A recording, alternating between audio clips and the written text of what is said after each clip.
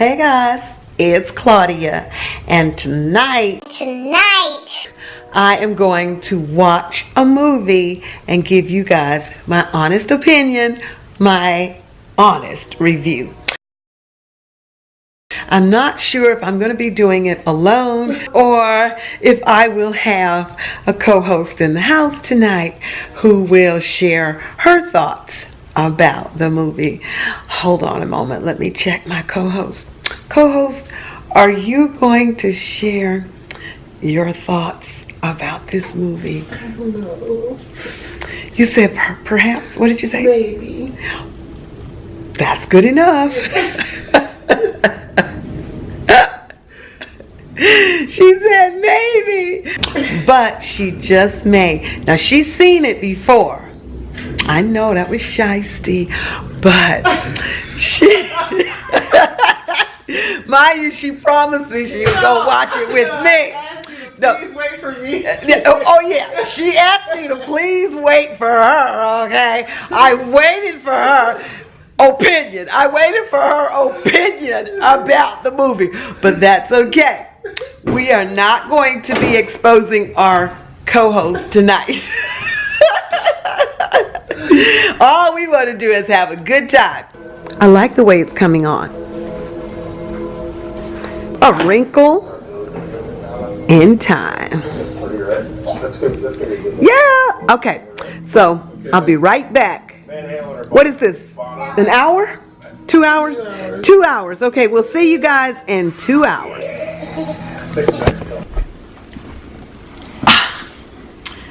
Okay, we're going to do a 5-minute or maybe 6 quick talk, because quick reaction, because we don't want to go over too long, because we know how you guys like short vlogs. Okay, I was absolutely mesmerized with this movie, A Wrinkle in Time. That movie was well worth the 2 hours out of my life this evening to see that, because it just reminds me of all of my beliefs. You got to believe in self. You got to feel the light, stand in the light, be the light, be fearless, and choose love. Choose the love within you, even when everything else is falling apart. Choose love that is in you. Look who we got, guys. You all haven't seen her in forever. Yeah, I really enjoyed the movie both times. It was better to watch it this time because the first time I watched it, there were kids around, so I was able to take more in. Great special effects. I love the underlying messages, like you said, of you know, believing in yourself, just kind of trusting in who you know that you are, and yes, the possibilities of thinking outside of the box, and yes, being able to see things that may not even be visible to the naked eye. And of course, even though I'm not a hopeless romantic, the whole idea that love conquers all, and it doesn't, I guess, have to even always be in a romantic sense, that just love in general should conquer all. So yeah, it was good. It was cute. I love it. Yes, yes. I love the fact that you had 3 Mrs. that helped guide the children. And as she said to me at the end, when Meg was left on the planet It by herself, with the It by herself. With the It, no, she wasn't left by herself. She was left with the young man that was there with her. The young man that liked her. Oh, and Calvin. And Calvin. That's right, Calvin. And the brother, Charles Wallace, had vanished first. And she said to me, there were voices going on. And I was like, who's that speaking? Who is that? What's going on? Because things started shifting and moving, and the forest was becoming, the evilness in the it. And she said, they're being guided. They're still being guided by the missus.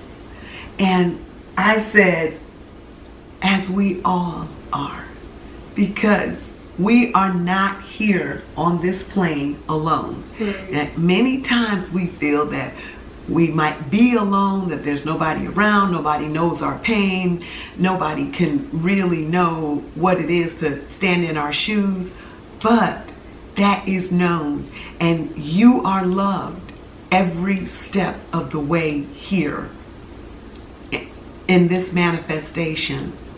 You are loved, guided, and protected no matter what's falling apart around you. And the movie showed that as well. You got to trust yourself, even in times when it feels like that trust means nothing. When you trust yourself and believe in yourself, it does, because the it within yourself is divine. And that is what you have to trust in. When people say believe in yourself, you're believing in the divinity within us all. So when Meg fell and realized they weren't going to make the wall, I was like, if they ran from now to never, they weren't going to make that wall, baby. I don't know what they were going to do, but they weren't going to make that wall. It was just kind of symbolic, now that I look back at it, that sometimes you have to go through the storm to get to the other side. Every time. Because if she had just kept running from what she thought was going to take her under, she never would have made it over. You know? Right. That's right. Yeah. She said, we're not going to make it. She said that before they even got close enough to the wall. She said, we're not going to make this. Right. But she stopped and believed in herself, like you're saying. And when she did, she told, what's his name? Calvin. She told Calvin, because she was observing what was going down. Like, hey, that thing just made it to the wall. Yeah. We got to get in something and get over that wall. Right. And that universe within her said, listen to yourself. Get in this tree stump. Face the storm. Face the storm, because you can't keep running. Right. In life, stuff could be going on and you feel like if you could just outrun this person, outrun their wickedness, outrun their ways.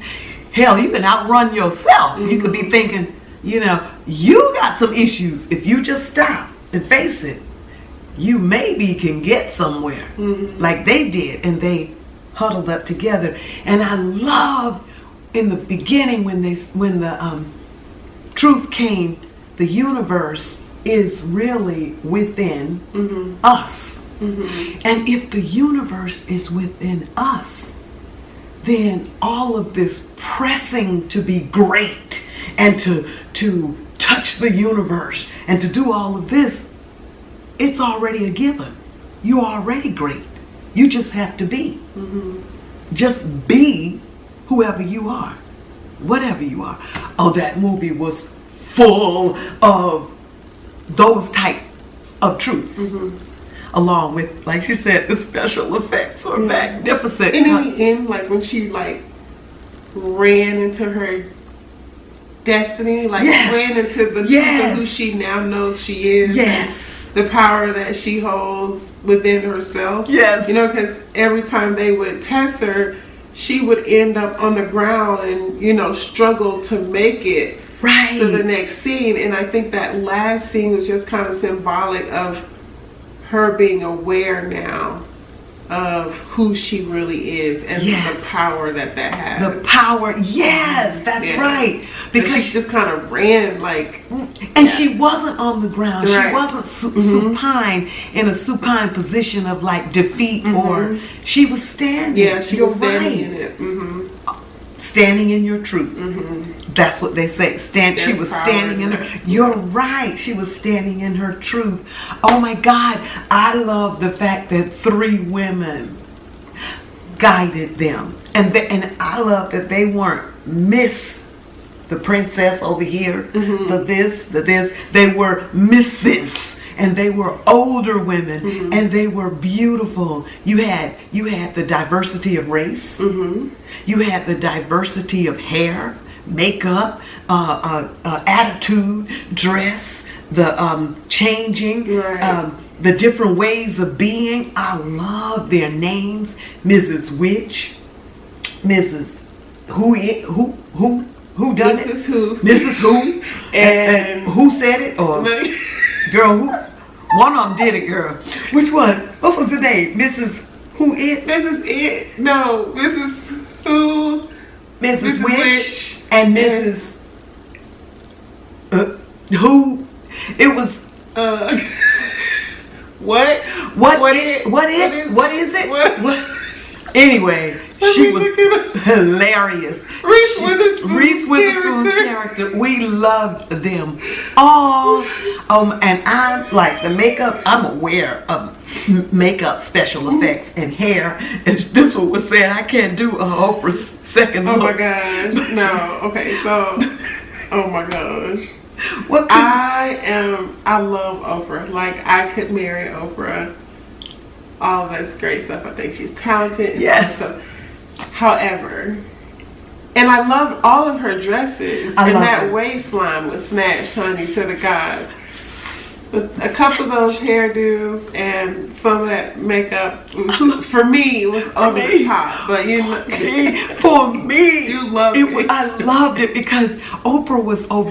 Oprah's character, Mrs. Witch, was over the top. She was larger than life, and she was What's it? Mrs. What's it? That's right. Thank you. But Oprah's character was supposed to be larger than all of the others because they were somehow under her in their glory.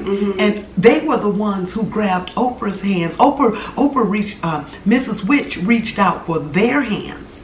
She was the big looming figure. And then when the little boy said, "You're too large," when Charles Wallace said, "But you're not the right size. You're not the right size," Reese came right up and defended her. You know, it's like it was who? Which one? Mrs. Who? Mrs. Witch said, "Is there such thing as the wrong size?" Yeah. Yes, I love that. So whatever size you are, you could be voluptuous, you could be thin, but who's to say that you're not beautiful at whatever size you are? Right. It was fabulous. And I love this aspect too. Did we say 5 minutes? We lied. Hang on in there. I love the aspect of nobody gets left behind. Now, some people gonna leave you, Dad, like, look, baby, it's rippling, it's tessering, whatever it is, tessering, whatever it is, we got to go. And if he's cutting the food, he left. That little girl, some people will not leave you. If they love you, you going. They're going to stay and give up life if possible, if necessary, to make sure you get back.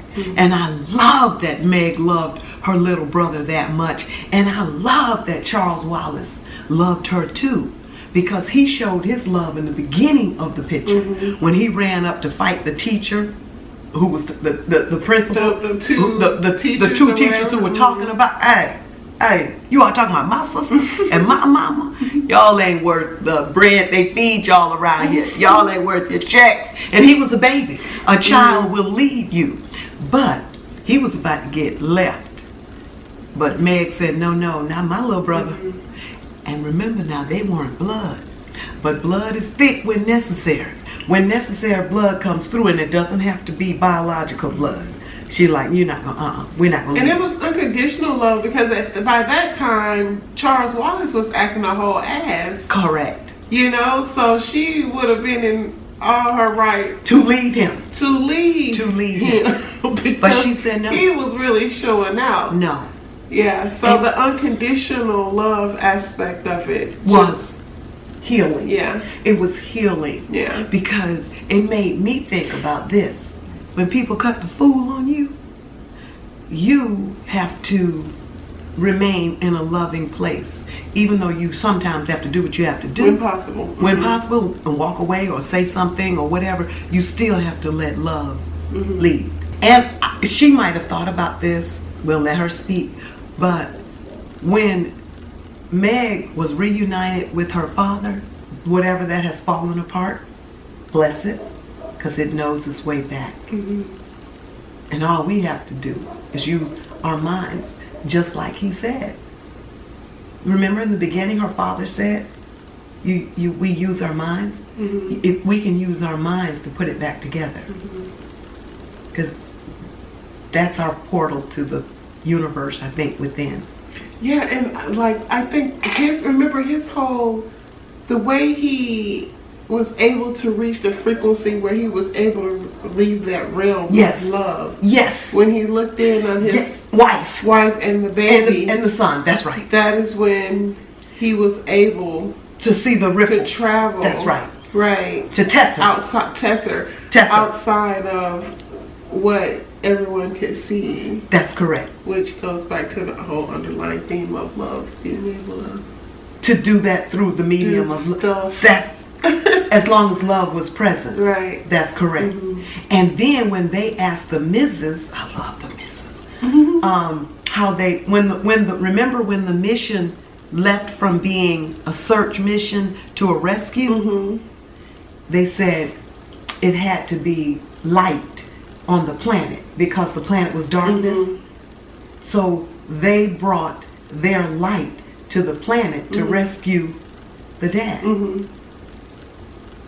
And love was the light. And love was the light. And Meg was the love. She was the warrior filled with light that would not give up on the love of her brother. Had she left him there, she might have been, like anybody else. But they said, no, you're amongst the great. Maya Angelou, Curry. And they put Meg's name with the others because she refused to give up the light. Right. She refused not to be love in the world. And because she was such a doubter, like, I totally get it. Like, she was so... I think when you lose something that means so much to you, it can cost you... To doubt like that. It can cause you to doubt and cost you the experience of being able to trust love and... trust light. And so it was just nice to see her evolve into this warrior. Yeah. Into this warrior. A woman warrior. Yeah. I loved it. Yeah. It's like saying... She was even nicer to the little cute guy at the end. Yes, she was open she was open to receiving his love. Yeah. Because when we start doubting, we can't see the love that somebody has for us when they come to say, I love you. Because when the little boy said, your hair is so pretty, she was like, what? Yeah. What you talking about? My hair is pretty. She didn't even know how to accept that love. Even though she could give it. Right. Because she loved her mom, she loved her little brother, and she loved her father. But she didn't know how to receive it because, and I think it goes back to the fact, well, one, she was being bullied, so that was causing some self-doubt. But one of the things were people that she had loved so much had been taken from her. And I think sometimes that affects you. That affects you. Yeah. Yes. So I also saw that in the case with the little girl who was bullying her at school. That led up all the other girls bullying her. She had her own stuff going on. She had her own. It was wreaking havoc. In her life, and it was wreaking havoc in her little boy that loved her in his life. With his dad telling him he wasn't enough.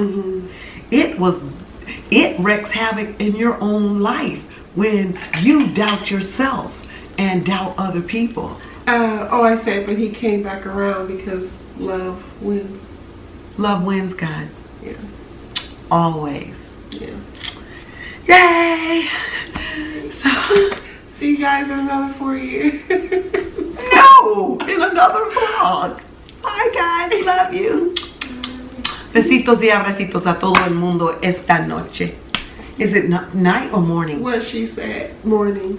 Esta mañana. What she said. Sorry it was so long, guys, but we got carried away. Yeah. Okay. Bye. All right.